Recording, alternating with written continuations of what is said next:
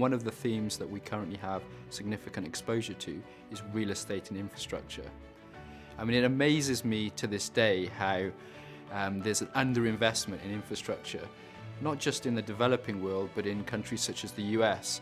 When I go over there, I was in a conference last week, the amount of investment that's required for, be it the roads or the rails and the buses, it's still there and it's not been done.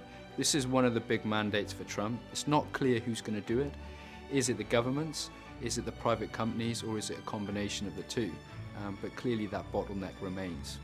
The world population is set to grow to 9.7 billion by 2050 from 7.3 billion today.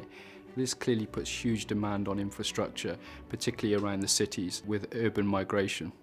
And so the kind of strains that puts on cities and cities' infrastructure has never been greater. The companies that can provide into those sectors have a clear competitive advantage as they have a significant runway for growth. We don't have to own the bricks and mortars companies themselves. We can own, for example, HDFC in India, which is the leading mortgage provider.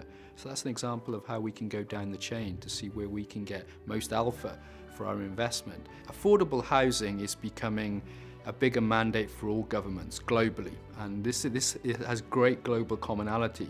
In this country, Taylor Wimpey has been a big beneficiary of the Help to Buy scheme. That's a name we own on our income fund.